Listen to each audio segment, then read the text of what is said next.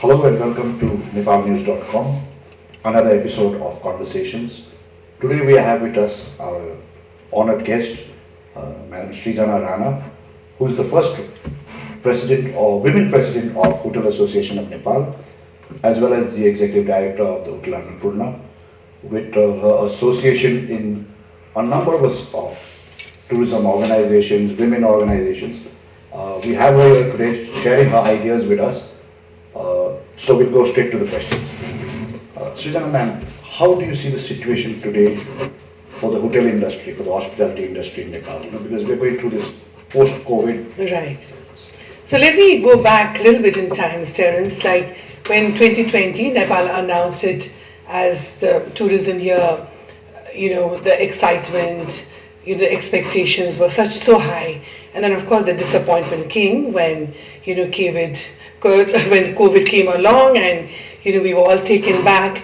And then what happened was we saw that there were the number of tourists arriving in Nepal went to zero. So you can imagine what happened. And during that time, Nepalese are such that even during the earthquake, we realized that, the things had come to a complete standstill.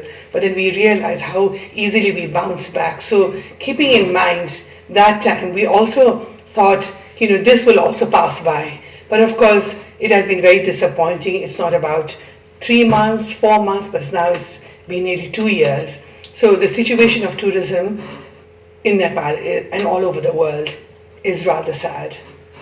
And coming to hospitality industry, because of the huge investment, the huge manpower, how has that impacted Nepal, especially for the hoteliers, hotel owners? Right. So you see, as a hotel association Nepal and as a president, this was a very challenging time for me. We had to immediately look into the situation because when there's no income, how do you pay the staff? How do you get the business going? So that was a huge challenge. And fortunately, in Hotel Association Nepal, we have a task force where we are working very closely with the employees, the central union. The reason why we established this committee is because we realized that as we go along, it's very important that the communication between the employer and employee should, we have to have that relationship developed. So that has worked out quite well. So we came together, we discussed, and then there was a very good win-win situation that 2020, we worked on a very minimum salary for the staff, that rather calling it a salary, but a help to the employees, not knowing what was going to be next.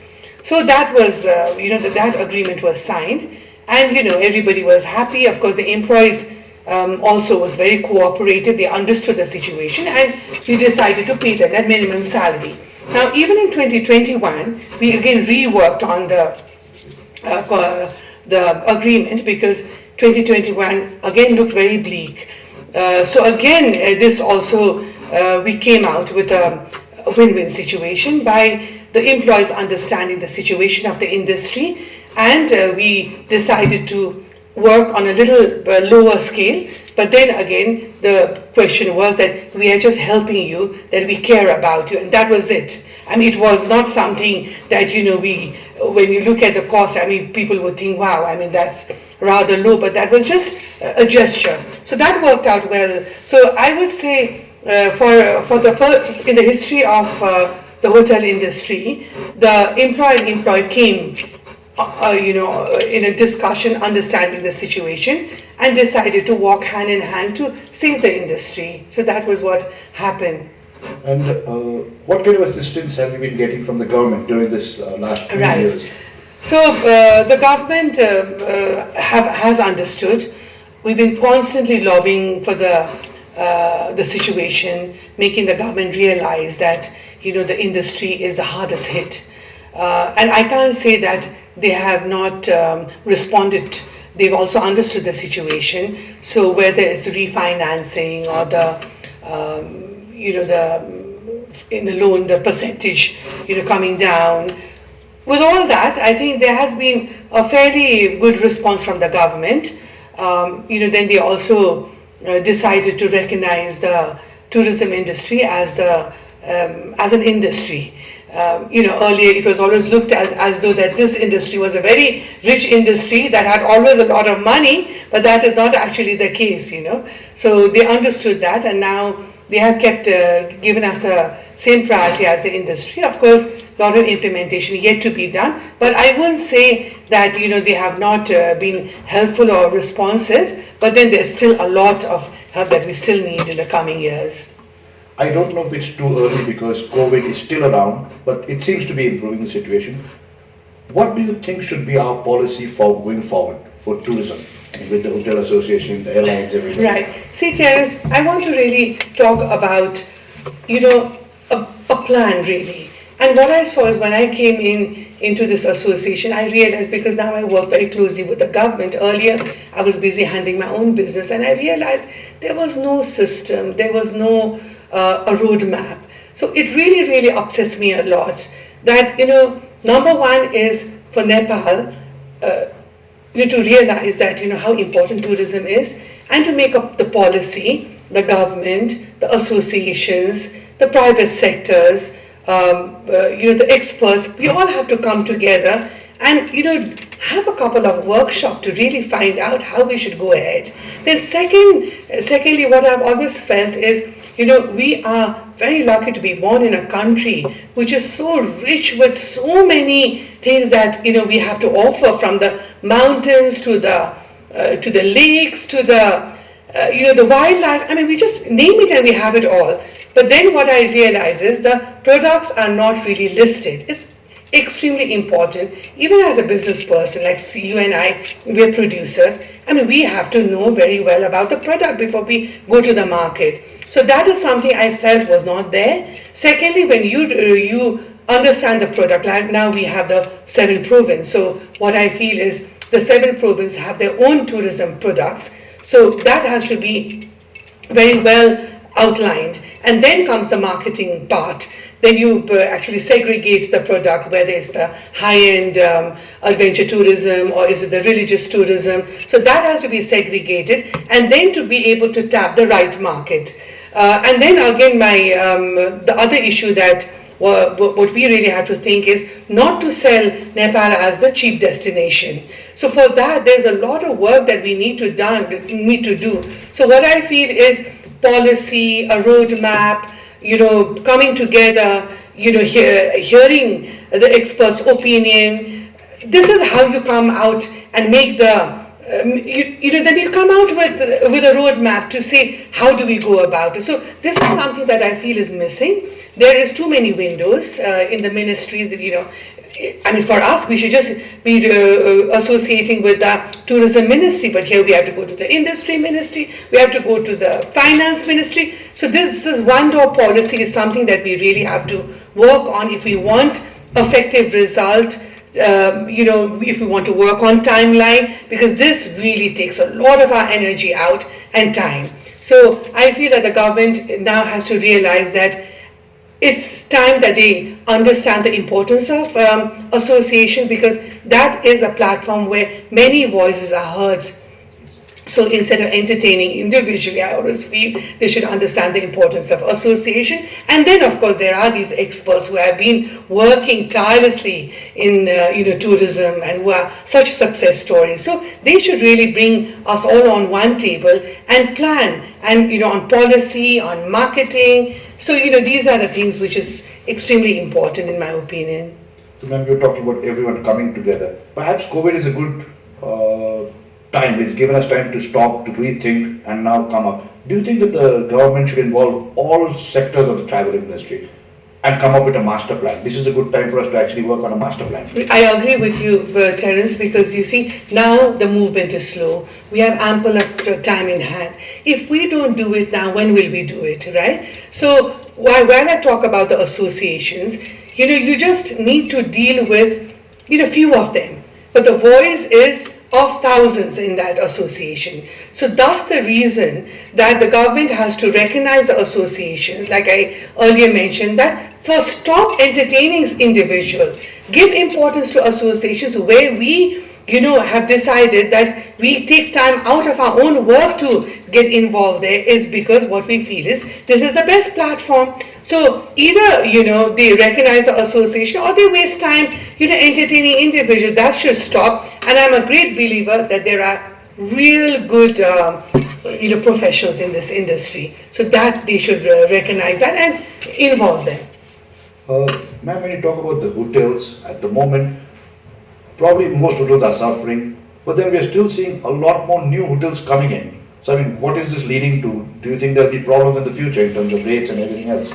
See, it feels good to know that, professional chain hotels are coming into Nepal. There's no doubt about it. So in a way, sometimes I feel that is development. But at the same time, if they don't have the statistics in place, which has always been a challenge in Nepal, because we never have the data, there's no statistics in place. So what happens, the government goes on giving the license, and then there's ample of rooms, the surplus of rooms, and then the hotel starts cutting down their rate, and then we will be known as a cheap jet destination. So rather, the government should do their homework well. There are other places that we can develop. So why are you emphasizing so much on Kathmandu, knowing that, there are plenty of rooms here?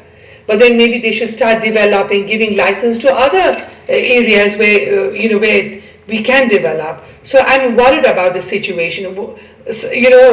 Professionalism has come.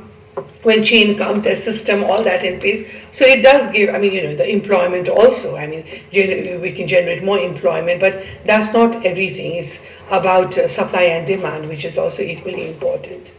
Are you satisfied with the way, let's say, hotels are coming up in new areas, which perhaps there were no hotels before? Right. So are we still crowding into the same? See, there is what I feel is in the COVID, what's happening. Nepalese themselves have decided there's so much to see in Nepal. So of course, when you decide to promote a destination, it's important that the hotels have to be there. But then my question here is the standard, the quality, the food safety, the garbage management, all comes together. So usually tourism department actually makes all these criteria of standardization. So I am happy that many hotels are coming, a few of them have really made an impact in the youth who like to travel, and I'm so surprised that when I hear them, they all say we want to look around in our country. So there are the Nepalese youth who want to go around Nepal. There are so many destinations we yet have to promote, we have to introduce. But along with that comes, of course, the hotels. But then, end of the day, is always the impression that you make on that particular tourist who come to stay in your hotel, that how happy he is when he leaves that hotel. So this is because, I'm a hotel professional. I've worked from the back of a reception counter to the kitchen to everything. So to me, standardization, quality is extremely important, training. So this is what I think the government has to again worry, or they have to realize that the hotels, that the license that they're giving, they also have to make sure that the evaluation is done on regular basis, and when the evaluation is being done, they need professionals in that team.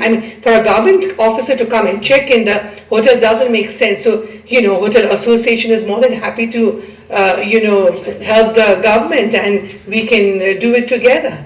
So the standardization is extremely important, be it a homestay or be it a 5-star hotel.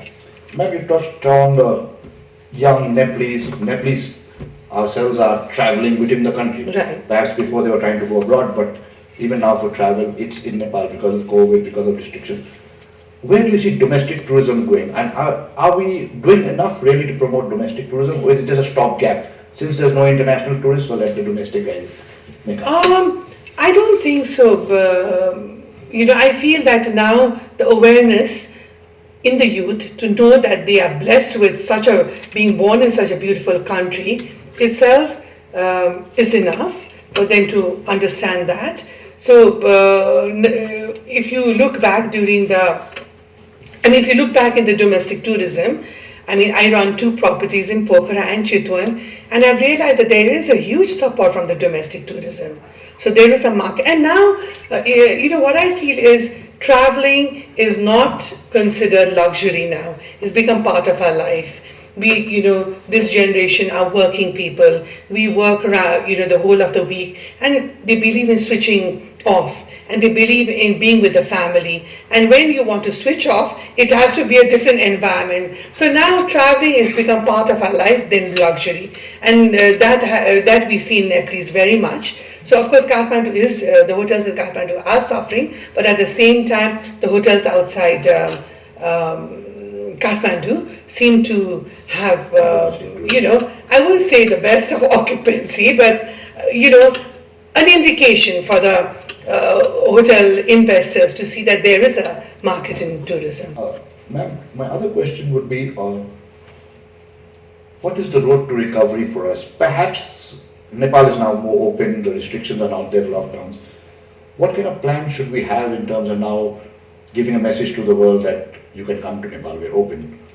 So that is why we talked about the same thing earlier, is to come together, right? Now, I'm just going to give you an example. Where do we actually, the first impression that we can actually give a tourist is when they actually, enter Nepal. So that is, it could be by road or it could be by flight. So if you look at the airport situation now, the domestic and the international, is definitely not encouraging. But at the same time, I was in Pokhara the other day and I went to see the international airport there, the Pokhara.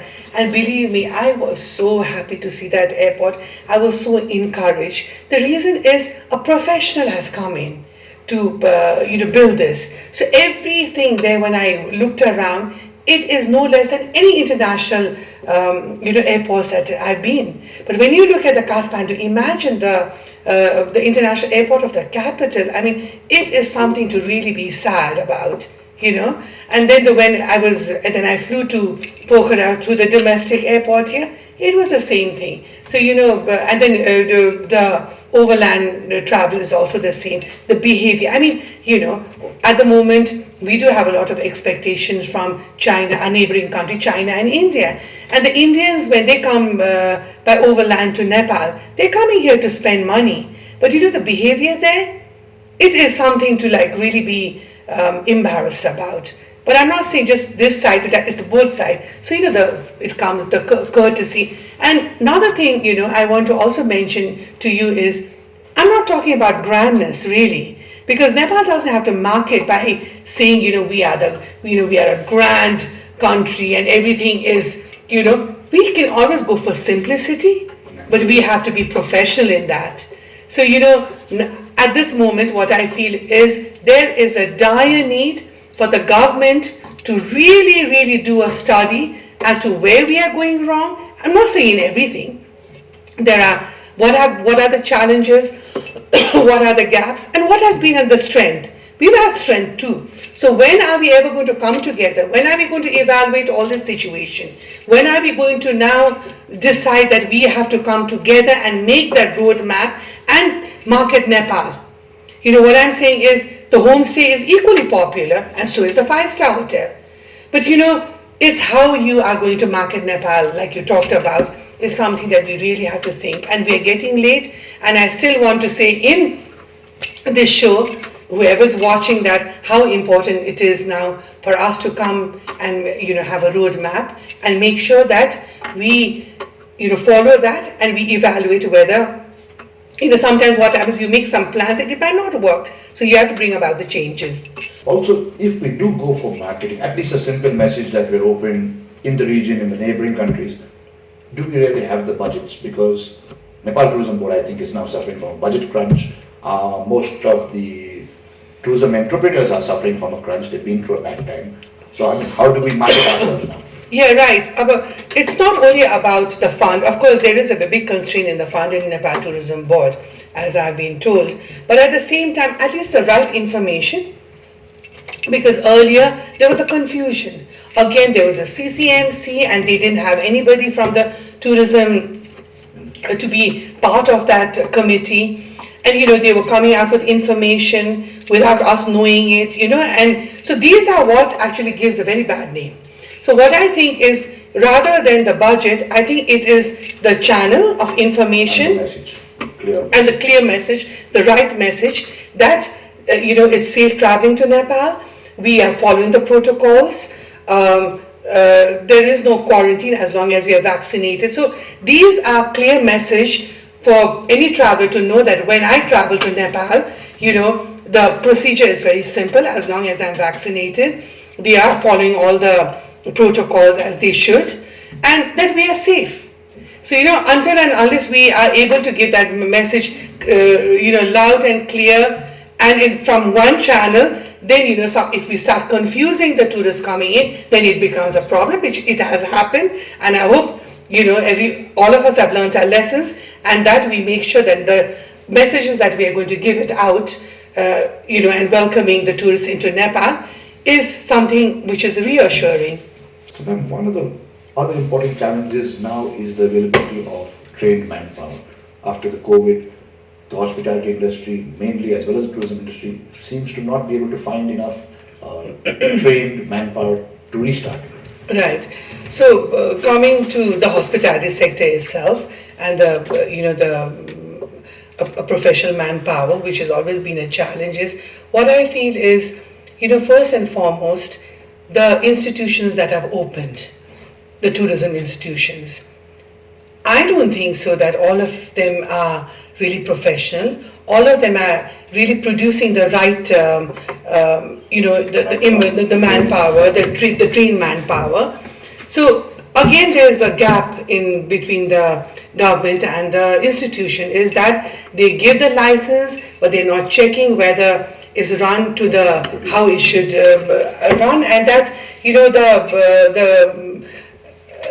the students are benefiting from such institutions. I'm not saying all of it. There are a few institutions where we are very confident that we can hire those products from there, but not all of it. So that is another problem. Second comes the training. Like when we started our work at the hotel industry, we were given so many trainings, but then we were here they all say training, but then again that evaluation is not done. Then after that training, what has been the benefit? So these have actually been an issue to be able to produce such manpower. And the ones who come, the ones who are very dedicated, hardworking, seem to be leaving Nepal. So what I'm trying to say is, of course, the world has become global. I'm not against people leaving Nepal if they can have a better opportunities.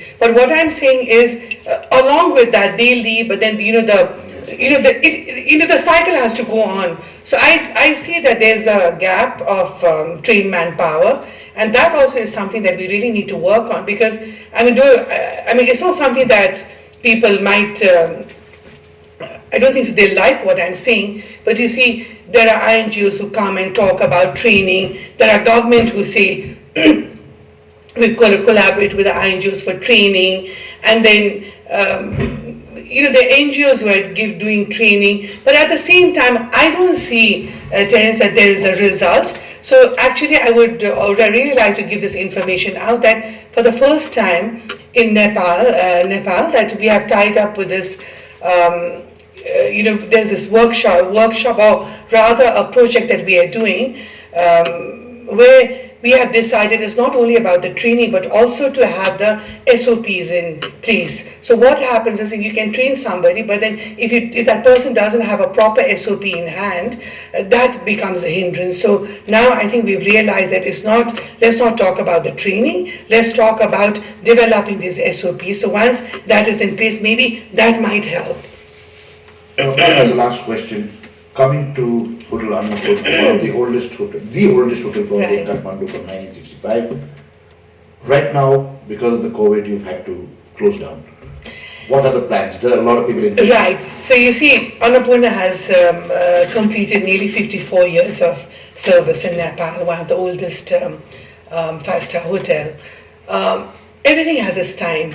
We had realized that a time has now already come that we need to redevelop the property. So this was becoming a very big challenge for us because, when the business is going well, it's very difficult to bring it to a complete stop and to redevelop it. So designs were being done, plans were being made, but somehow things were always being delayed.